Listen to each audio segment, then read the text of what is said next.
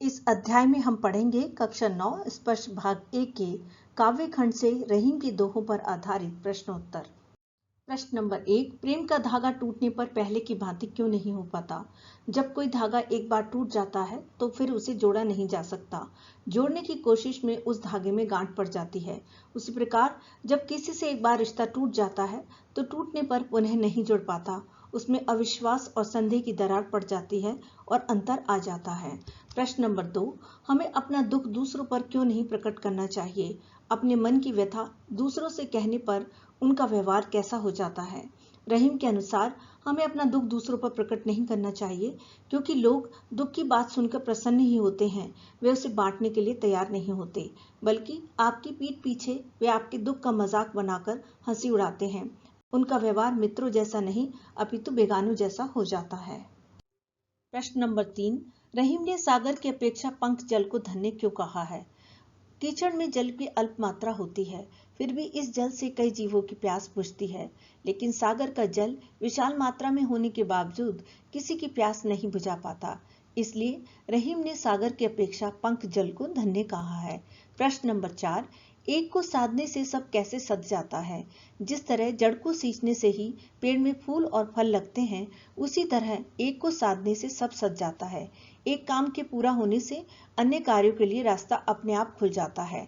एक से अधिक कार्यों को एक बार में करने से कोई लक्ष्य प्राप्त नहीं होता, अर्थात उनमें से कोई भी कार्य सिद्ध नहीं होता। जलहीन कमल की रक्षा सूर्य भी क्यों नहीं कर पाता? कमल के लिए जल ही संपत्ति है। जल के बिना कमल को जरूरी पोषण नहीं मिलता। ऐसे में सूर्य भी उसकी रक्षा नहीं कर सकता, बल्कि कमल सूर्य की तपिश में झुलस कर मर जाएगा। निजी संपत्ति ही वास्तविक रक्षक होती है। प्रश्न नंबर 6, अवध नरेश को चित्रकूट क्यों जाना पड़ा? अवध नरेश को उनके पिता ने वनवास की आज्ञा दी थी, इसलिए अवध नरेश को चित्रकूट जाना पड़ा था। अन्यथा कोई भी व्यक्ति अनुकूल समय में चित्रकूट जैसे स्थान पर रहने के लिए नहीं जाता है। नट किस कला में सिद्ध होने के कारण ऊपर चढ़ जाता है? नट को कुंडली मारने की कला में महारत हासिल होती है। वह कुंडली मारकर अपने शरीर को किसी भी मुद्रा में मोड़ सकता है, इसी कारण वह आसानी से ऊपर चढ़ जाता है। प्रश्न नंबर 8, मोती मानस चूर्ण के संदर्भ में पानी के महत्व को स्पष्ट कीजिए। मोती के संदर्भ में पानी का अर्थ है चमक। रहीम का कहना है कि चमक के बिना मोती का कोई भी मूल्य नहीं होता। मानुष के संदर्भ में पानी का अर्थ है आत्मसम्मान। रहीम का कथन है कि आत्मसम्मान के बिना मनुष्य का कोई मूल्य नहीं होता। चून के संदर्भ में पानी का महत्व सर्वोपरि है।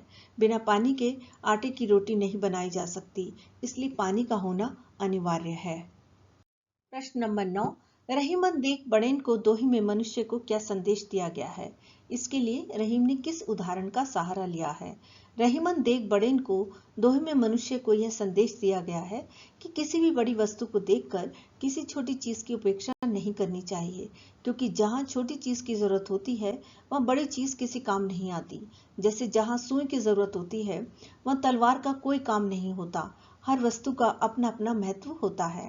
प्रश्न नंबर 10, बिगड़ी बात क्यों नहीं बन पाती है? इसके लिए कवि ने क्या दृष्टांत दिया है?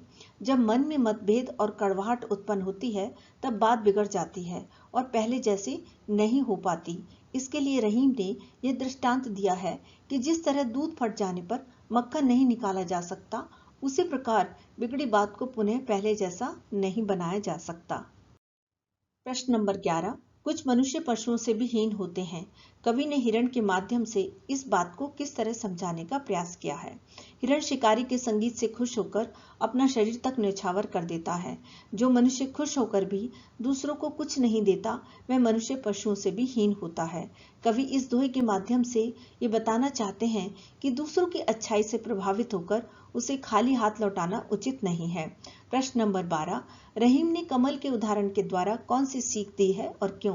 कवि रहीम ने जलहीन कमल और सूर्य का उदाहरण देकर मनुष्य को यह सीख दी है कि व्यक्ति को अपनी संपत्ति बचाकर रखनी चाहिए, क्योंकि उसकी अपनी संपत्ति ही विपत्ति में उसके काम आती है। इसके अभाव में अपने कहलाने वाले लोग भी काम नहीं आते, आपका साथ छोड़ देते हैं। यदि आपको ये वीडियो पसंद आई हो तो चैनल को सब्सक्राइब करें, लाइक करें, मित्रों के साथ शेयर करें और बेल आइकन को प्रेस करना ना भूलें, ताकि आपको मेरी नई वीडियो की नोटिफिकेशन मिलती रहे। धन्यवाद।